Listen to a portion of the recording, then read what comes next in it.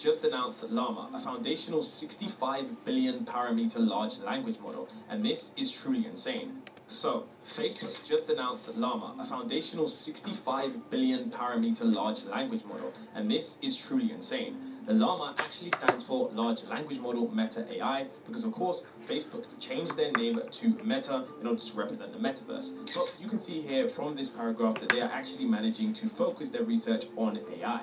Additionally, you can also see that this large language model beat GPT-3 in some common sense reasoning tests with 92% fewer parameters, meaning that these large language models that we're running are now getting much more efficient and much more streamlined in terms of how they produce the text generation. Now, what's also interesting was that Facebook's Llama AI model was only intended for government and approved researchers and was leaked onto GitHub, which means that many people were actually running this software and running this large language model on their own computers. Now, this research scientist at Facebook provided us with some very interesting tweets on exactly how this large language model by Meta actually works. Take a look at this. You can see today we released Llama. It outperforms GPT and GPT-3 on most benchmarks. Now, what was more interesting was that Llama's 65 billion parameter model was actually very, very competitive with the Palm E 540 billion parameter model. Now, what's interesting about this is that this parameter, the 540 billion one, is by Google, which was released a couple of days ago, which you all know since I made a video on it, and it's actually on par with several less parameters, which is going to show just how effective this model is. Now, what's also interesting is some more data that was released. You can all see here that this model is actually outperforming Google when it comes to code generation. So you all know that Google is definitely something that coders say is a great company to work for. Now you can all see here that somehow Llama and Meta have actually managed to outperform Google in this aspect, which is truly insane. What's also interesting is that people have managed to run this software on their computers. Now, usually these large language models are actually run through servers in the cloud, but some users have actually managed to get these large language models to run on their computers. Now, running this on your device locally is pretty cool because it means that the future applications are going to be very, very interesting. And there's still a lot more that we need to get into, which I need to show you, because this large language model is truly a pivoting point. Because if people can now run these large language models on their own devices, it's going to change the way that this information is going to be distributed and used by users worldwide. So this is, of course, the research page that you can see right here, and this was actually released on February the 24th. I'm just sure that it slipped under a lot of people's radar because it isn't as usable as ChatGPT. So one thing that I found really interesting about this was that this large language model that was released not actually meant to be used by many people worldwide. You can see right here it says to maintain integrity was that this large language model was not meant to be used by many people worldwide. It was only when you're already a great nurse, but you're called to do more, you belong at Chamberlain University, where our community empowers you with the skills you need to become to be used in specific cases and had restricted access. You can see right here that it says to maintain integrity and to prevent misuse, we are releasing our model under a non-commercial license focused on research use cases. Access to the model will be granted on a case-by-case basis to academic researchers, those affiliated with organizations in government, civil society, and academia, and industry research laboratories around the world. People interested in applying for access can find the link to the application in our research paper. So, essentially, this model wasn't truly released as a final version just yet. I'm guessing it's still kind of in the research stage, and of course, they're still trying to improve this large language model. As you can see here, it also says there is still more research that needs to be done to address the risks of bias, toxic comments, and hallucinations in large language models. So, of course, as you know, something that is very evident in ChatGPT, as there is a huge wave of people who are stating that ChatGPT is in fact too biased in its comments. So, as you can see here, this is exactly why Elon Musk is reportedly building his own chatbot, because apparently it is too biased, okay? And you can see that he's saying that woke AI versus closed AI, and based AI is going to be the one that he is. So the reason that ChatGPT has been seen as biased is that it won't actually argue for fossil fuels. It also won't praise Donald Trump, but will praise Joe Biden. And although these are maybe controversial topics depending on where you stand, this is something that Llama is trying to focus on preventing because it's still in the research phase. One thing that you do have to understand is that when these large language models are produced, the text that they generate is of course generative, meaning that it's going to be new pieces of work. When this new pieces of work is generated, what tends to happen is that the companies that generate said text are going to be on the hook for whatever is said by this AI. So for example, if an AI says something bad about one particular group, then of course Meta may be liable for what it says. And of course that could open many different kinds of potentially lawsuits and potentially terrible PR. Exactly what has happened before. If you're wondering why they probably have released this in the research phase, remember that Twitter actually taught Microsoft AI chatbot to be a racist person in less than a day. Essentially what happened was that Microsoft released their AI very early, and I'm not going to show you the exact tweets that they had, but essentially they had a Twitter bot, okay, that was a bot which would tweet pretty much anything, and this Twitter bot actually tweeted a whole bunch of just harmful content and pretty much racist content on the internet. Now you can go ahead and find this content yourself, but it just goes to show exactly why we need to actually look into what AI is going to be doing and how these parameters are set, and if biases are too far left or too far right, or where these biases can lead us, and if this model can be trained in ways which actually make it do certain things which isn't really helpful to society. What's also cool here is that this is an article by Simon Wilson, and he says large language models are having their stable diffusion, and of course this is cool because people can now generate images on their own hardware. And if you don't know what stable diffusion is, it's an image generator that you can use on your computer. Now, of course, as you can see, we've come a long way from that. Now, essentially, this is crazy because, of course, as you know, Llama is easy to run on your own hardware, large enough to be useful, has equivalent capabilities to GPT-3, and it's open source enough that it can be tinkered with, which means that essentially what people can do is that they can tinker in a way that they can actually use it for specific use cases. So maybe they want to use it in, I guess you could say, military applications, they could do that. Maybe if they wanted to use it in the healthcare industry, maybe in the education industry, there's many different ways that you can actually use this kind of stuff. So it's really good. Of course, there are some risks. Now, what we're seeing right here is we're seeing a GIF of the large language model actually running. So this is exactly how this large language model is ran. Now, I'm not sure if Facebook are going to take down the GitHub link because technically they didn't want this large language model out there and they only wanted it in a licensed state. So I'm not really sure how much longer this is going to be public for, but I guess it just depends on Facebook's stance on this. Now, of course, there are some risks with this being on the internet because, as you know, some people use software for good and some people use it for bad.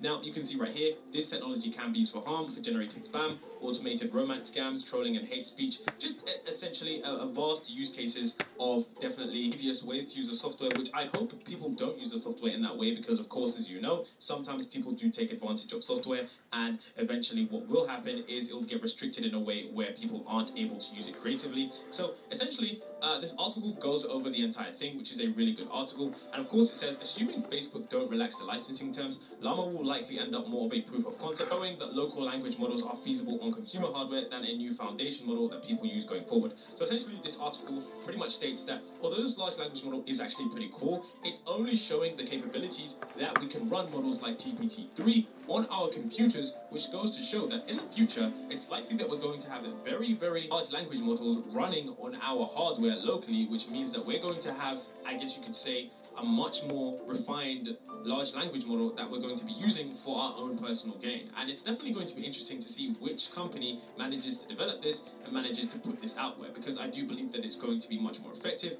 and much more interesting because, as we all know, cloud computing is very expensive, and that's something that these companies can't continue to afford to pay. If you're wondering what kind of examples there were, you can see that there are examples here that are quite similar to ChatGPT. It says write a conversation between the sun and Pluto, and it writes that example right here. It also says how do I send a HTTP request in JavaScript. Here's an example of how to make a GET request using the JS HTTP API. And of course you can see that it's done, and it says the same thing using fetch. It also says remove all the HTML tags in a Python string, and it's definitely very interesting to show that if this can actually run locally on someone's computer, it's going to make computers very more effective and very more powerful in the near future. And bear in mind that this is still the early days of AI, and we're seeing many different companies jump on the race. Jump on the race? They're jumping on the race. Let's see.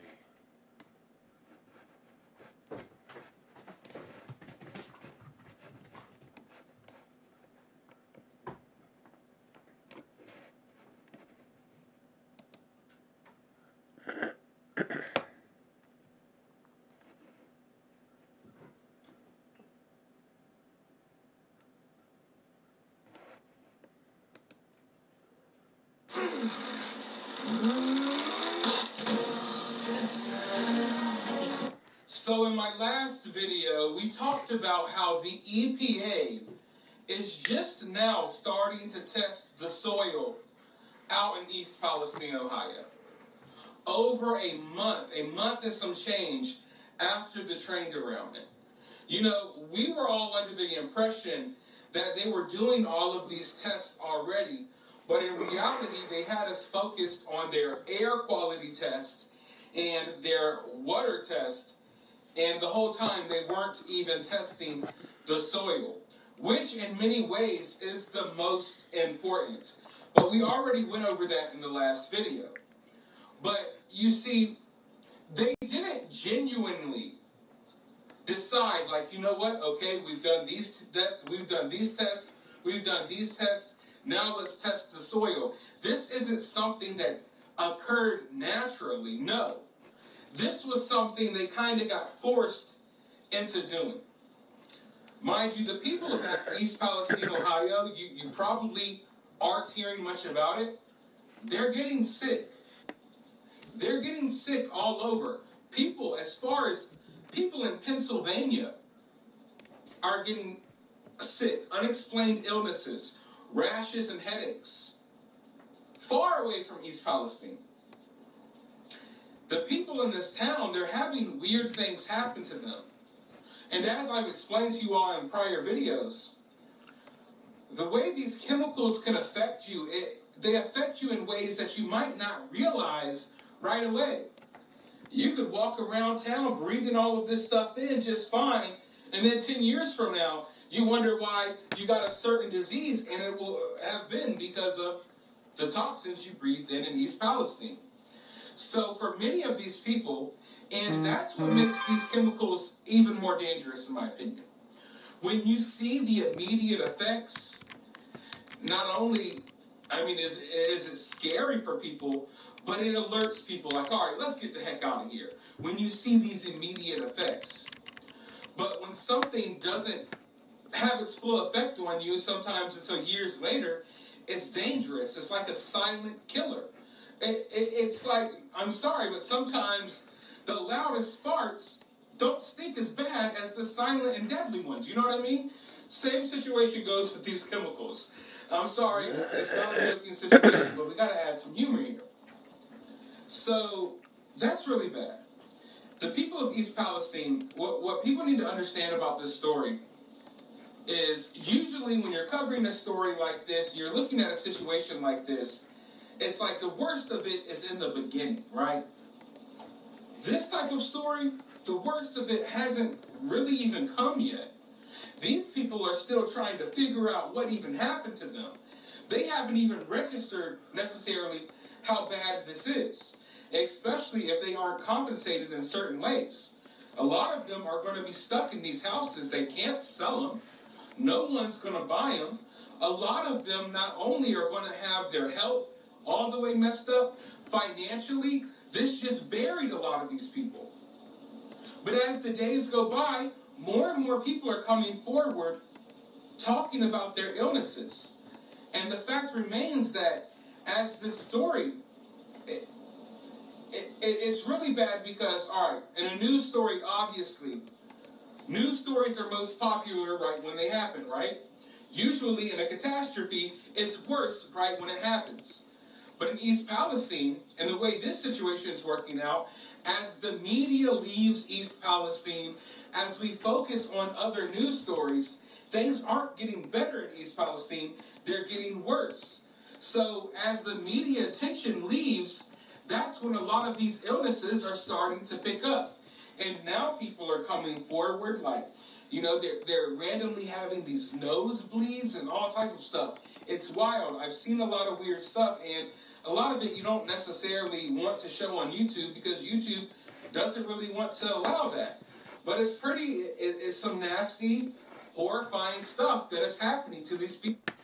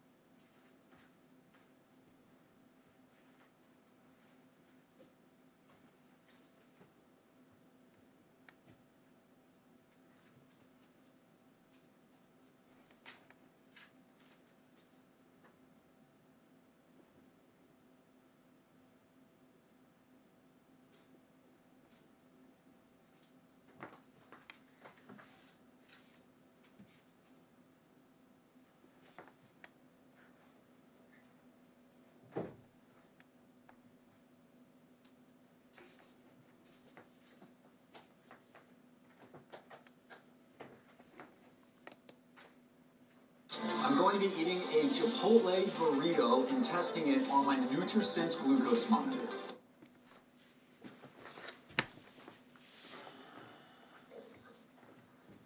Hi, Dr. Scott Jensen here. Yesterday was sort of a banner day. Yesterday I received this correspondence, and it was written by Naomi Wolfe. And she's a thoughtful author, measured and balanced from my perspective. And she had quite a bit to say about things that are happening in our country. But this really jumped out at me when she said this. It damages our country when we cannot tell truth from lies. This is exactly what tyrants seek. An electorate that cannot know what is truth and what is falsehood. Then she goes on, Naomi Wolfe, to say this. The gatekeepers who lie to the public about the most consequential events of our time, and who thus damage our nation, distort our history, and deprive half of our citizenry of their right to speak, champion and choose without being tarred as would-be violent traitors, deserve our disgust. At the same time that I received that letter, I'm receiving a letter addressed to Dr. Joseph Ladapo, the State Surgeon General for Florida. This is a letter from the Food and Drug Administration and the CDC. It's a 4-page document, and it's signed by the Commissioner of the FDA, Robert Califf, as well as the Director of the CDC, Rochelle Walensky. Both of them are MDs. I want to focus on 4 parts of this letter. I certainly hadn't planned on spending so much of my afternoon researching a response to this letter, because I've frankly got my hands full preparing for the conference hearing I have with the Minnesota Board of Medical Practice in less than 2 weeks. But you need to hear this. This is to the Florida State Surgeon General, Dr. Joseph Ladapo. Dear Dr. Ladapo, goes on, and it says this.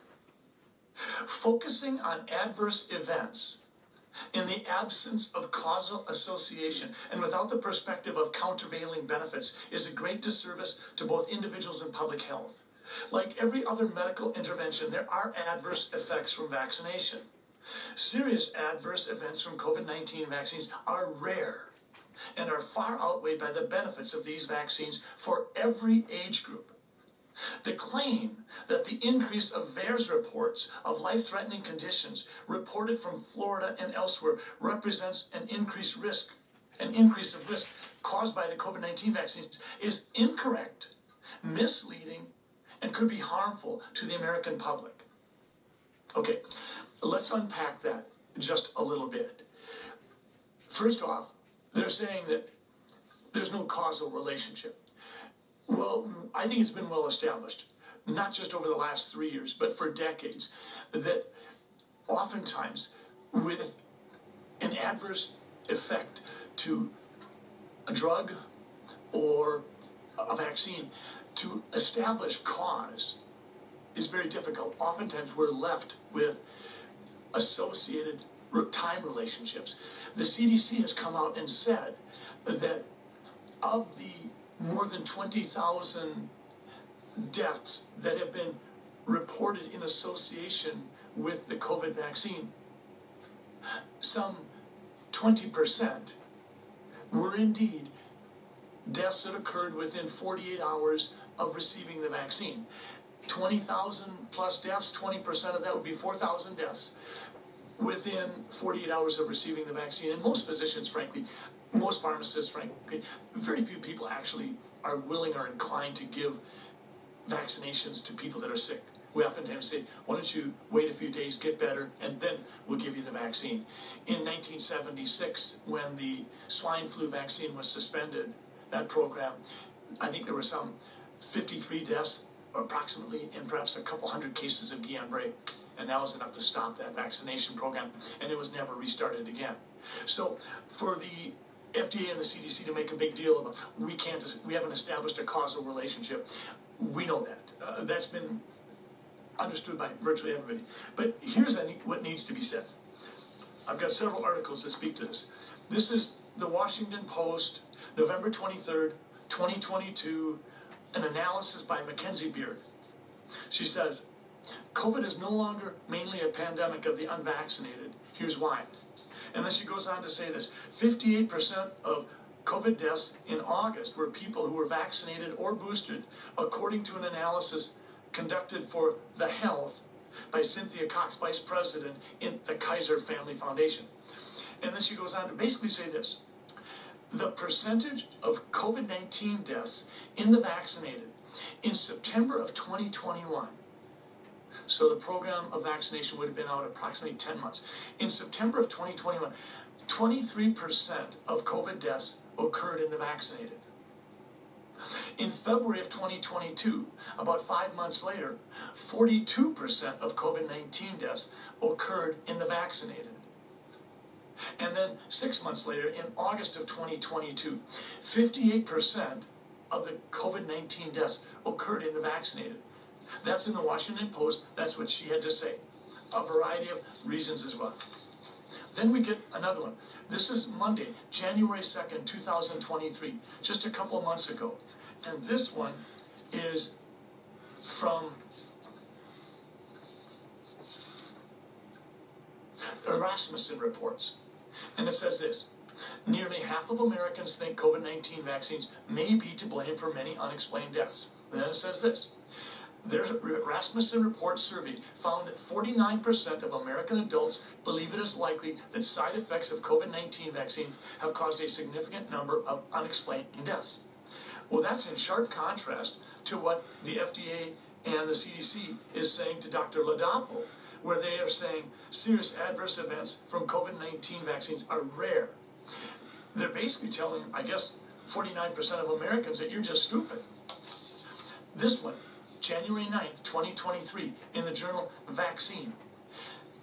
I think this was a preprint. I don't know if it's been peer-reviewed, but it was in Vaccine. Surveillance of COVID-19 vaccine safety among elderly persons aged 65 years and older. Findings.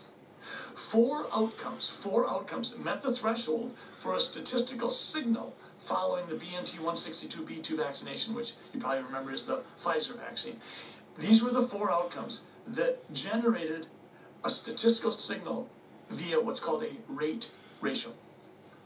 Pulmonary embolism, acute myocardial infarction, which is a heart attack, disseminated intravascular coagulation, and immune thrombocytopenia, which is where your platelet count goes dramatically low because of an immune response. That is what Vaccine says. That doesn't sound rare.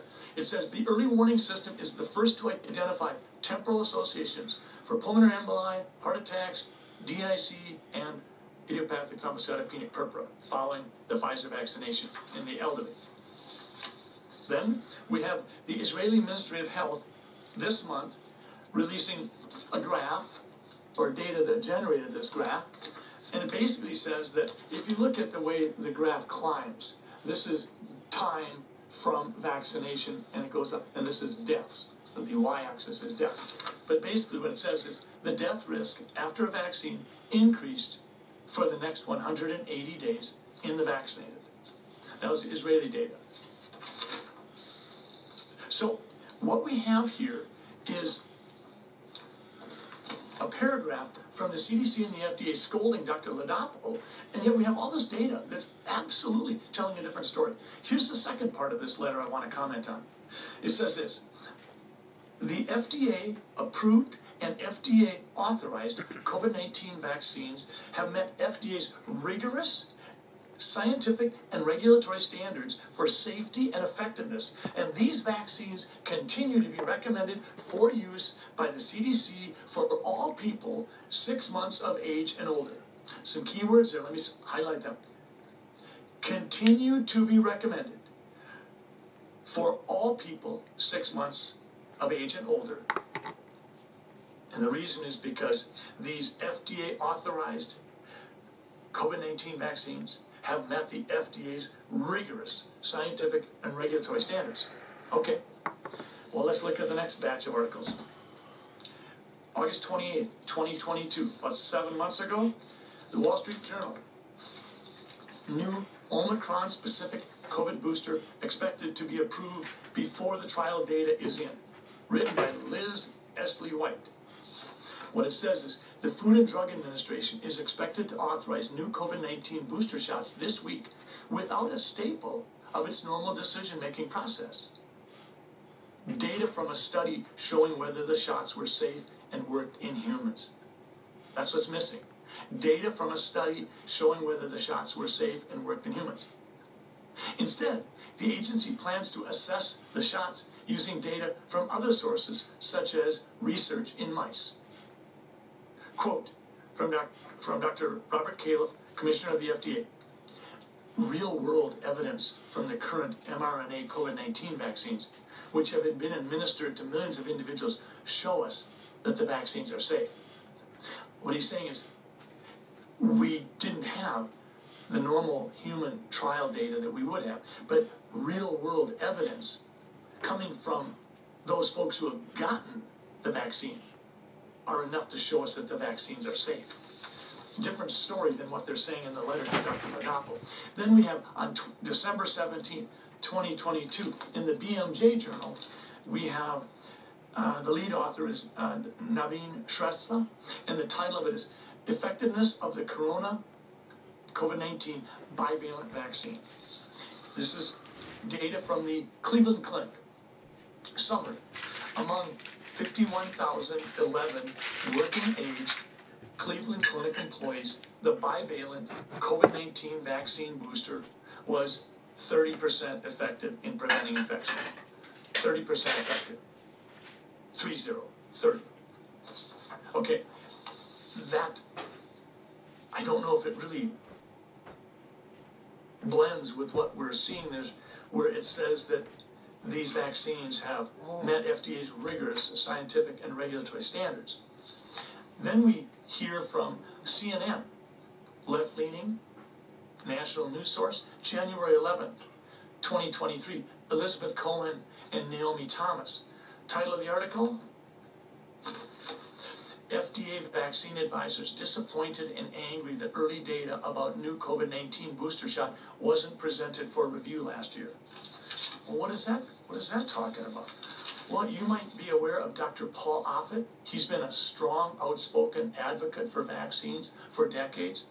This is what he said, quote, I was angry to find out that there was data that was relevant to our decision that we did not get to see, said Dr. Paul Offit.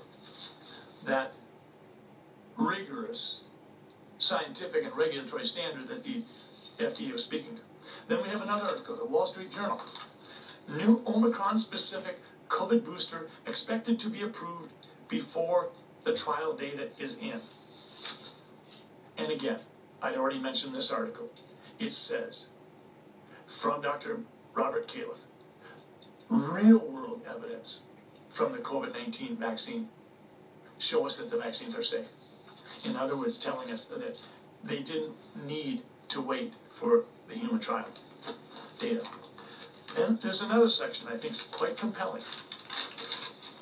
This letter to Dr. Ladapo says that most reports to the VAERS, program, the adverse event program, represent a pre-existing condition that preceded vaccination or an underlying medical condition that precipitated the event.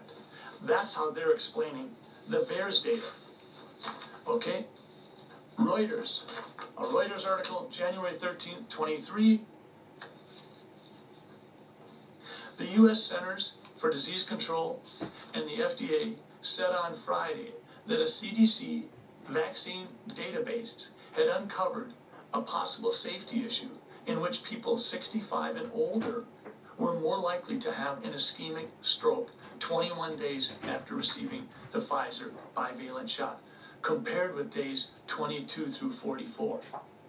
They basically said an ischemic stroke is one that's generally caused by a lack of oxygen to an area because of a piece of plaque breaking off or a clot forming, and it's an opposite response to a bleed. So this would be more of a clot or a piece of plaque. But they're basically saying that people 65 and over were more likely to have an ischemic stroke. That's from Reuters. Well, in my practice, I had 2 patients, both females, both in their 70s, in good, stable health, who a while back both had strokes, we call them CVAs, strokes, 3 to 4 weeks after they received the vaccine. What am I supposed to do? Am I supposed to ignore that which I'm seeing in my practice? Then we see this from the FDA and the CDC. There is no evidence of increased risk of death following mRNA vaccines. I think that I've spoken to that issue. And then it says this. This is one of the last paragraphs in this letter. We agree, they're agreeing with Dr. Ladapo, that communication between patients and their healthcare providers is critical, and fully support clear, accurate communication about the benefits and risks of medical products. It is inaccurate to suggest that the federal government will retaliate against any healthcare provider for communicating with their patients about the benefits and risks of a particular medical product. I'm sorry, but Mr. FDA and Mr. CDC, when you tell me that the federal government won't retaliate, and I read what I've read from the Twitter files, and I see what I've seen in my own personal experience with 18 different allegations and 6 different investigative letters from the Minnesota Board of Medical Practice, I don't think that quite rings true. When you talk about communication between patients and their healthcare providers being critical, and that you fully support clear, accurate communications. And then I look at this document from the National Governors Association, October 19, 2021, COVID-19 vaccine incentives. This is what the National Governors Association was doing to try to get people to take the vaccine. They were incentivizing it. In Alabama, you got to drive on the Talladega Superspeedway. In Arkansas, lottery tickets. In California, cash prizes of $1.5 million each would be potential in a drawing. Colorado, the Department of Corrections announced to provide $500 to any more of its 6,000 staff members who get fully vaccinated. In Connecticut, Drinks Are On Us campaign. In Delawareans 12 to 17 who receive a vaccine will be entered into a raffle for a full scholarship to a Delaware university.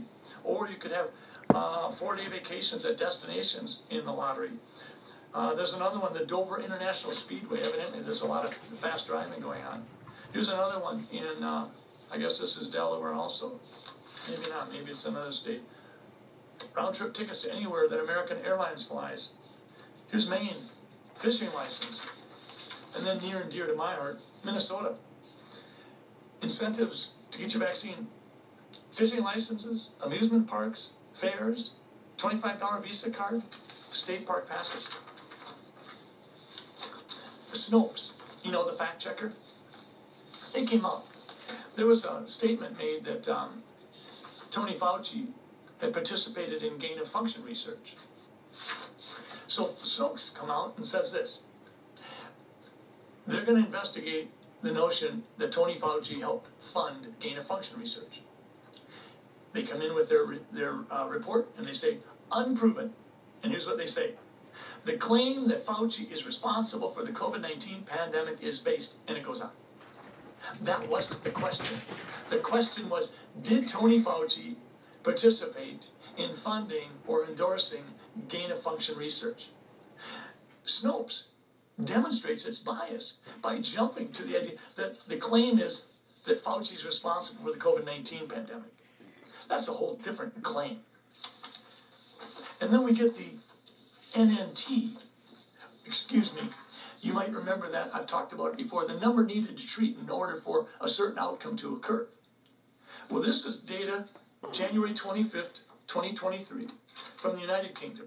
United Kingdom Health Security Agency. And this is a couple of graphs, and it's the NNV, which is the number needed to vaccinate in order to get to one person acquiring the hoped-for outcome. So in this situation, it was, what is the NNV for prevention of severe hospitalization for 5 to 11-year-olds? if they get the primary series. So this is talking about 5 to 11-year-olds getting the primary series of COVID vaccines, which would be for the Pfizer or the Moderna 2 vaccines. So 2 shots, that's the primary series. What's the NNV? How many people need to be vaccinated in order to prevent 1 severe hospitalization? The United Kingdom data shows that the NNV is 112,200. What does that mean? That means that 112,000 people have to be vaccinated with that primary series, 2 shots from Pfizer or Moderna, in order to prevent 1 case of severe hospitalization. Does that sound like it's consistent with what the FDA and the CDC are saying regarding clearer communication between patients and their healthcare providers? Folks, when I read this letter, I had to put it down because it was so stunning. I thought, is the date right? And so I looked again. And the date is March 10th, 2023. The CDC and the FDA are putting a letter out to Dr. Joe Ladapo that I think that within a matter of days, weeks, or months, they may be forced to retract in part. I would love to see Dr. Ladapo or someone else post the entire letter on social media platforms so that you can all read the entire thing. I've just shared snippets because that's what I feel most comfortable doing. I applaud the work and the voice of Dr. Joe Ladapo. I'm stunned by the perspective that the CDC and the FDA is sharing on March 10th, 2023. After all that we've seen, literally daily, weekly, or monthly, we are seeing data come out showing that it's an entirely different picture than what we've been led to believe. That's why people like Naomi Wolfe are saying, what in the world is going on? Astonishing. It may well be the CDC and the FDA are caught in some sort of time warp in the past where somehow they did not get updated. Thank you for listening.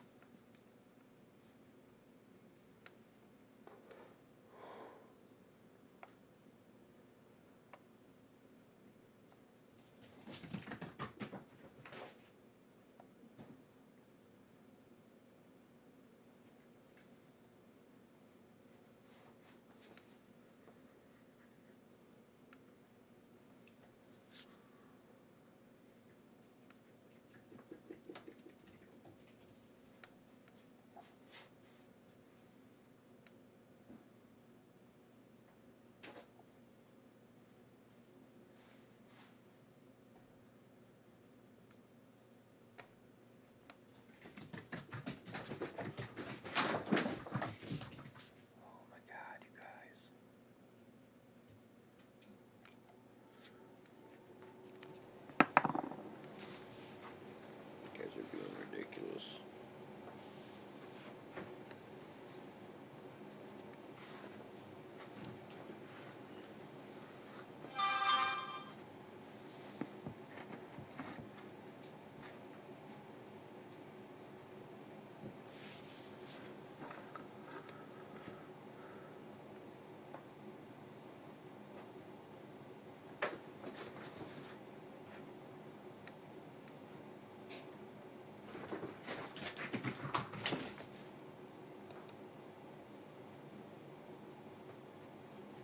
If I told you for $1 down, I could get you into Apple laptop.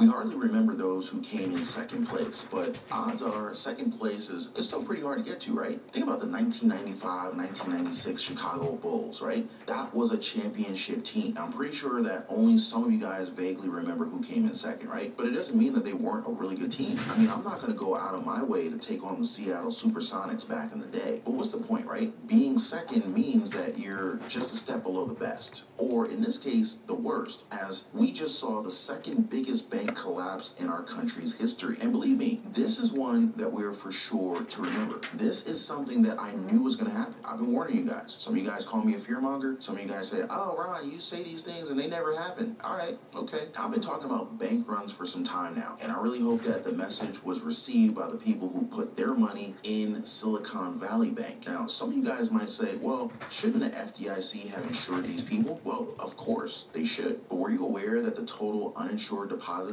hit $151 billion? And even banks like Wells Fargo are facing problems today that we never thought that they would. Are you surprised to see bank runs happening in 2023? Just drop me a quick comment, yes or no, on that one. Now, I also have some pretty interesting comments from Treasury Secretary Janet Yellen about this entire ordeal, so definitely stick around for that one. Is your money safe in the bank? Now, before I continue, please take a second, smash the like button, as it definitely helps out a ton with the YouTube algorithm. If you guys are in need of your daily dose of the truth when it comes to the state of our economy, the housing market, the stock market, global happenings, Social Security, SSI and SSDI, what's really going on in Washington, D.C. that affects our lives, our families, and our bank accounts, be sure to subscribe and also hit the link in the description down below this video for the best way to invest in gold. All right, guys, let's go ahead and get started with the update. So, the ship just hit an iceberg and people are rushing to get to the lifeboats. The Silicon Valley Bank collapse just happened and people are rushing to the exits to take their money out of the banking system. The situation in their New York branch just got a little bit more complicated as building managers had to call the NYPD. They basically called the police after a group of tech founders attempted to pull all their cash out. Now, some customers of SVB lined up at their Menlo Park, California branch to do the same thing.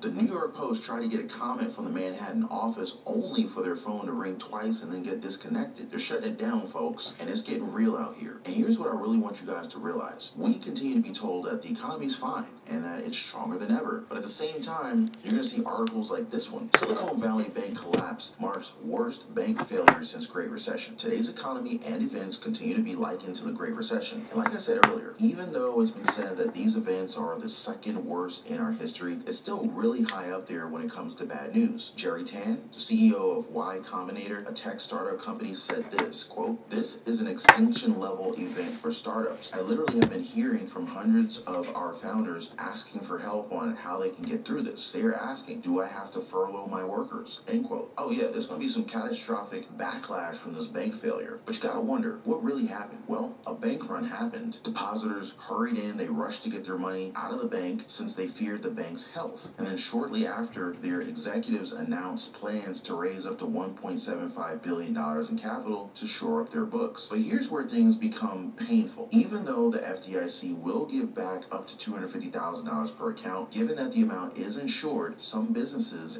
and some individuals who had millions of dollars in Silicon Valley Bank may just see a fraction of their money returned. Public filings have shown that uninsured deposits now sit at $151 billion as of late last year. Their stocks have also taken a drastic nosedive, around 60% year over year. I mean, just take a look at the story of Ashley Turner, founder of Farmbox RX, whose company had at least $10 million in the bank. Now just imagine how you would feel if someone called you and said, hey, you have to wire all your money out of the bank right now. It's urgent that you do it right this second. Now you might hesitate for a bit, right? Like who is this telling me to hurry up and get my money out of the bank, right? But let's just say you trust this person, so you fire up your laptop or you get on the phone and bam, the system won't even let you log in. It's not even loading. The site's down. The app's down. This is exactly the reason why you shouldn't have all your eggs in one basket. And Turner, thankfully, didn't have all their money in SVB. But what about companies that did have all their monies in Silicon Valley Bank? What about payrolls? Now, I'm pretty sure that there were businesses that could not provide paychecks because of this. And now they just have to wait. Wait for how long? I don't even know. What about those people who live paycheck to paycheck? See, guys, this is a widespread problem. Even if you don't bank at this bank, what if your company that you work for banks there and your paycheck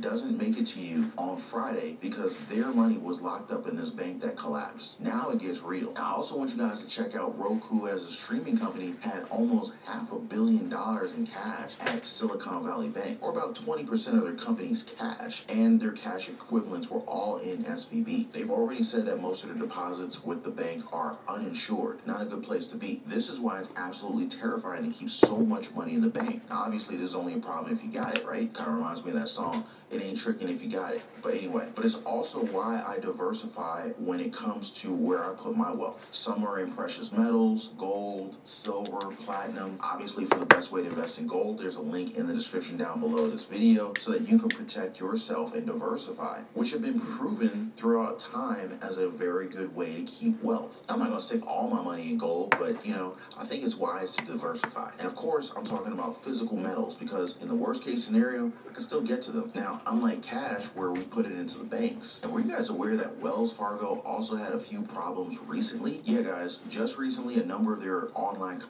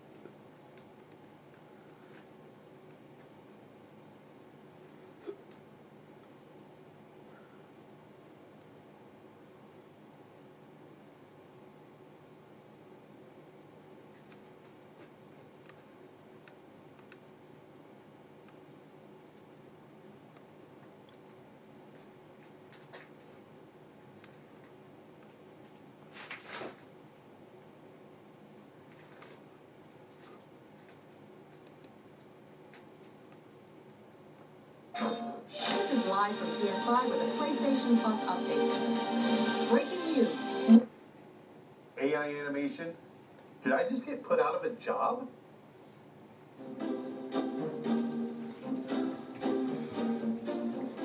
Not yet. Give it 6 months, bro. 6 months.